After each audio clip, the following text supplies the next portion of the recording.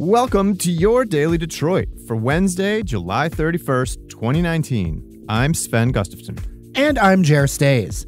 The eyes of the nation are on Detroit thanks to a pair of Democratic presidential debates taking place at the Fox Theater.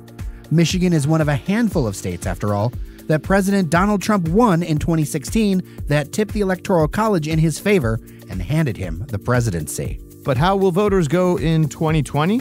Who will the Democratic Party choose as its standard bearer? On today's show, we break down round one of the debates, the issues that matter to Metro Detroiters, and who made an impact.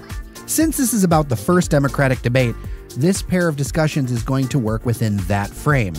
And I promise, we'll get back to our usual stuff once the debates leave town. So first, Sven and I will break down our thoughts, then Sven talks to former state rep and Royal Oak City Commissioner Marie Donegan. All of that after this. The Daily Detroit podcast is brought to you by Milo. Milo is a marketing agency that produces amazing experiences for audiences. They partner with their clients to drive business and create innovative content. Do cool stuff with them at milo.agency. All right, Jer, let's dive into this round one, the first 10 of 20 Democratic candidates. It seems like there's like 300 of them, really. But, you know, the big luminaries, of course, Bernie Sanders, Elizabeth Warren, Pete Buttigieg, Beto O'Rourke. A lot of the other people are relatively unheralded and not familiar names. But what are your thoughts about last night? I mean, I'm just glad we're not taking as long as CNN did to introduce everybody. Because, I mean, if you can't remember them the morning after, did it matter? No. So, all right. So I've got a few things I want to point out here. I think that both Warren and Sanders did a great job making their case for what they are, right? Mm-hmm. They are in that progressive left Democratic Socialist wing of the party. They did that very well. Also saw a breakdown of the airtime that each candidate sort of took up, and they were right up at the top. And they dominated the debate. Warren had some of the strongest lines of the night. But for me, and it's got a local tie-in, so I think it's important to pull it out. The surprise standout I think nobody saw coming that actually got some hits in and some recognition was Marianne Williamson. She was surprising. Yeah, absolutely. She lived in Grosse Pointe for a few years. In fact, there is a column out on CNN. We'll link to it in the show notes where she talks about her experience living there in the late 90s and, how she sort of witnessed school inequality with families from Detroit who rented units in Grosse Pointe city limits so that they could get into the schools. And she talks about witnessing a mom, with her arms around her daughter who was crying because they got found out by the district that wasn't their primary residence and they were ejected from school. Well, that resonated with me because my parents moved from Detroit, legit 100% moved from Detroit into Grosse Pointe Park to go to those schools during that, actually before that time. And it made a huge difference in the trajectory of my life. So I get it. And it's a huge divide, and that divide persists to this day, but it's not unique to Detroit and it's not unique to America. And I think she delivered some killer lines on water in Flint, and she brought up a topic that resonated with a lot of my friends in the city of Detroit, and that would be reparations. I know that that's a topic that for anybody that's not in the far left of the party is a non-starter, right? If you mention reparations, especially to most white folks, they will lose their mind and it just devolves very quickly. But she went ahead and talked about some of these things in a very spiritual context, which is a different frame than other candidates have. And she was able to do something that I think and talk about a subject a lot of other candidates haven't been able to talk about because she reframed it in a spiritual context, which makes a lot of sense because that's her background. Right. She was the most Googled candidate during the debate, which is interesting. She also had this thing to say during the debates. Have a listen. If you think any of this wonkiness is going to deal with this dark psychic force of the collectivized hatred that this president is bringing up in this country, then I'm afraid that the Democrats are going to see some very dark days. So Williamson doesn't sound like a typical politician. I mean, those don't sound like things that your average politician says, but that's probably arguably a good thing for her. I mean, after all, Donald Trump doesn't sound like a typical politician either, and that's worked in his favor, although he is in a very different way from Marianne Williamson. I would also point this out. I saw this on Williamson's campaign website under her bio. She writes, "Spiritual audiences haven't always been happy with my political activism, and political audiences haven't always been happy with my spiritual convictions. But the combination of the two is who I am." I think, the combination of those two will help resonate with a lot of people in Detroit, which a city where the church is very strong, in the African-American community. Again, 80% black city, Detroit is. And my 2 cents about Williamson is she probably won't win the nomination, although stranger things have happened, obviously.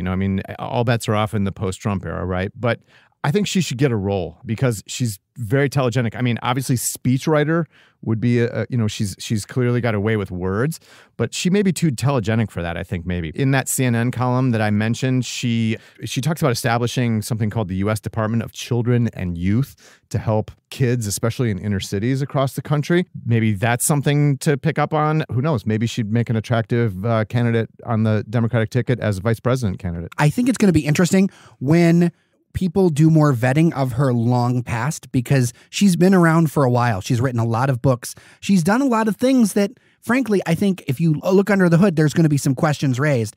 But I also think that those questions were raised with Trump. I see so many similarities.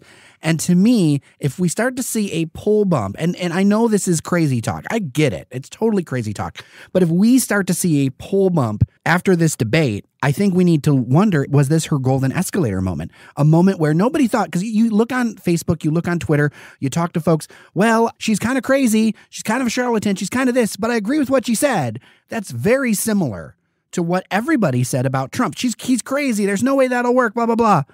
And then all of a sudden, he becomes the front runner. So I think we need to watch and see if there's a poll bump after this debate. And we need to see how Biden does to go into that middle, because most of the country is not as left as Sanders and Warren. Right. And those policies, and that's a whole nother discussion for another day, but those policies, I wonder how they're going to resonate with middle America. Quickly, before we move on to Marie, let's talk about who should drop out. Look, we're still a long way out from the election, more than a year, but the writing's on the wall for, I think, some of these down ballot candidates. Beto O'Rourke, you had a nice run, but look, I always had a problem with this. This was a guy who, attracted a lot of press, a lot of attention for taking on Ted Cruz in a deep red state of Texas, nearly pulled it out, did better than a lot of people expected, but he's still a losing candidate for Senate. To turn that somehow into a winning presidential campaign was always going to be a really tall hill to climb. So I think Beto O'Rourke, thanks for your service. By all means, run for something else. John Hickenlooper, former governor of Colorado, same thing. Tim Ryan, the U.S. rep from Ohio, who's just watching paint dry. He just looked so awkward on that stage. He just didn't seem like he fit. I'm going to ditto O'Rourke there. I will say this. He needs to go back to Texas from a Democratic perspective. Again, not talking about my own personal things, but looking at it from a strategic point of view. Beto O'Rourke needs to go back to Texas, needs to run for Senate again, win the Senate. He could make a much bigger impact for Democrats back in his home state. Another one I think that needs to go, look, Elizabeth Warren killed Delaney on the stage last night. There was a great meme of him watching his spirit leave his body, and that was it. Joining us by Skype is Marie Donegan. Marie is a former Democratic state representative. She also served on the Royal Oak City Commission. Marie, welcome to Daily Detroit. Hey, nice to be with you. Absolutely. All right, so let's start with your 10,000-foot view, your broad impressions of the first of the two debates last night. Did anything stand out to you from the action last night?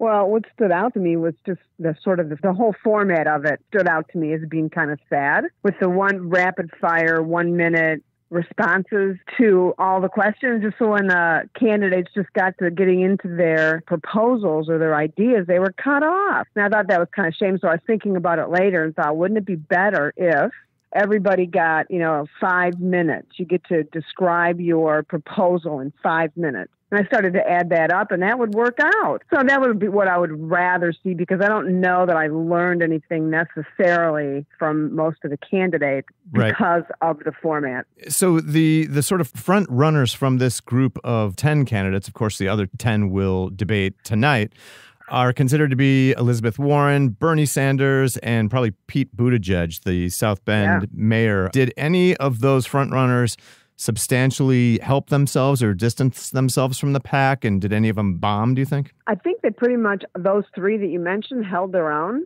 Pete, which is good. I really like Pete. In fact, I've supported his candidacy. I like governors. I like mayors because they have a track record of actually doing things, which senators sometimes don't. Mm-hmm. So I liked Pete. I think he's young, he's great, he's energetic. He would be a different kind of person in the White House. So I really supported him. I think he held his own very well, and he delivered a real direct message to the Republicans, if they were listening, which I'm sure they were, that we have a corrupt person in the White House, mm-hmm. and if you don't stand up for us, the country, then you're going to lose. That's not what he said, but it was like that. He was very good with that line. Mm-hmm. And Warren and Sanders, you think, mostly held their own? They did. What about the rest of the pack? Beto O'Rourke, Amy Klobuchar, Steve Bullock, who's a new entrant in the Democratic field, the governor of Montana, John Delaney, and so forth. Any of them distinguish themselves, or is it kind of curtains for a lot of them? I don't think they distinguished themselves. I know that CNN was trying very hard to get the contrast between who they perceived as being liberal and who they perceived as being conservative. And so they wanted to try and, pitch them, against each other. So therefore, we got to hear from Delaney, mm-hmm. who I guess as we're speaking right this minute, I'm not exactly sure who he is. Right. He's a U.S. rep from Maryland, former U.S. rep. But he got a chance to speak a lot, which people were talking. I watched the whole thing on Twitter. And so, of course, that was the purpose, was to pit, Elizabeth Warren against him. And I guess it worked because they gave him time to talk. He must have been thrilled. So the debates are taking place in Detroit, of course, in a state that went to Donald Trump by around 10,000 votes in 2016. Marie, what do you think the top issues are that Democrats should be talking about to, win back Michigan? And did you hear any of those things from any of the candidates last night? For me, nobody ever talks about, and I don't even want to use the word infrastructure because it's just a throwaway word now that we all just say without even defining what it means. But for Michigan, the big issues here, at least from my point of view, are infrastructure. I don't mean roads, fixing the damn roads. For me, as you know, probably for me, it's public transportation, it's transit, ports. Mm-hmm. That could be a real economic engine for this state. It's all of these giant projects that we need to invest in that we as a state cannot do without the help of the federal government. And so in my mind, they could be and should be talking about, massive investments in mobility, in how we get around all of these things. Those mobility issues are completely connected to jobs, health, poverty, all of those things, a way to get out of poverty. It's a huge issue. Nobody ever really talks about it except to throw out the word infrastructure. Clearly, our Great Lakes, we're having issues with the Great Lakes, with the algae and all of that. So Michigan is such a great state, and so they didn't talk about any of those kinds of things, which obviously climate change is going to have a big impact on Michigan as well.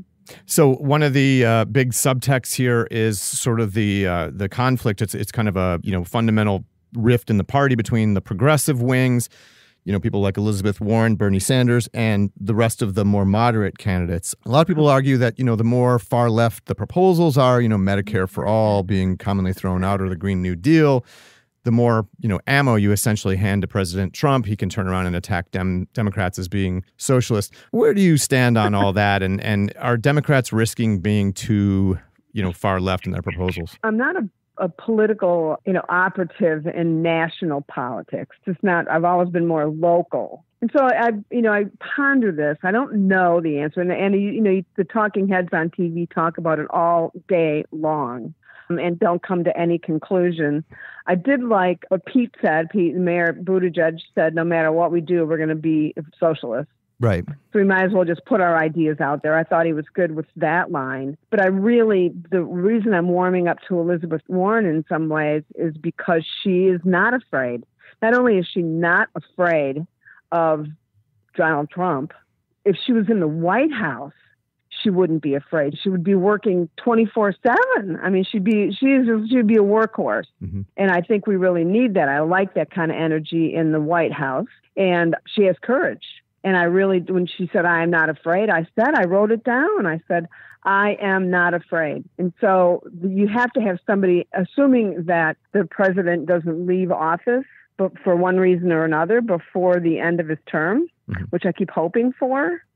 In some way, Nixon resigned, and she has to go up against him. He is more afraid of her than she is of him.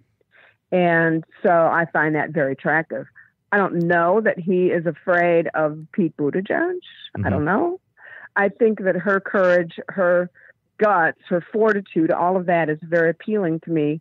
And so that wasn't what you asked me. I think you were asking about the liberal, that whole the progressive dynamic. versus moderate. Yeah, but you see her right. as being her progressivism working for her in that case. Well, I do. And I think, and what we also talk about is big ideas. And I also wrote down that line that she said that a lot of people have been talking about is, why bother running for president if you're just going to talk about what we can't do? She puts out big ideas. I'm a big fan of big ideas. Now, clearly, we are all, every single one of us, and if I was home watching MSNBC, they would all be doing it too, is we pretend like whatever somebody says on the stage tonight in a debate is when, 2 years from now, or, when they're in the actual White House and they start negotiating these plans, is that what they're saying tonight is what's going to happen 2 years, 3 years, or 4 years from now. Clearly, that's not how it works. So one of them might say, yes, I think we need to do away with private and health insurance. Well, that's not how it works. Maybe you get into the White House, you have they don't pass legislation in the White House. That happens in Congress. So you work with Congress and then you throw out ideas and then in fact, that's the way it's supposed to work. Clearly it hasn't worked that way in the last 2 years. And then you negotiate ideas and some things, take hold and some things don't. I mean, so I don't put too much stake. And I know that Jake Tapper wanted everybody to say, well, you're going to raise taxes for the middle class. And I kept screaming at the TV, come on. Yeah. You can ask better questions. I know that's what he wanted to do to get people to talk, but that didn't really help us understand the issue of delivering health care to the people in the United States of America. Clearly, everybody up there believes that everybody in the United States of America should have equal access to health care. And that's really all that matters at this point, because that's the contrast with us and the Republicans who have been trying to get rid of the Affordable Care Act since the minute Obama set foot in the White House. All right. Marie Donegan is former Democratic state representative and a city commissioner in Royal Oak. Marie, thanks so much for coming on Daily Detroit and sharing your thoughts with us. My pleasure. Thank you. Alrighty, that's going to do it for today's show. Thank you for listening to Your Daily Detroit. We'll break down tonight's debate, the second of two, featuring frontrunners Joe Biden and Kamala Harris tomorrow. Then later in the week, we'll catch you up on all the things around Detroit, including Cheyenne Nocerini's tour of the recently renovated Farwell building. Man, I'm excited about that one. It has been sitting empty in Capitol Park for a long, long time. I'm Sven Gustafson. And I'm Jer Stays. Take care of each other, and we'll see you around Detroit. You're listening to the Podcast Detroit Network. Visit www.podcastdetroit.com for more information.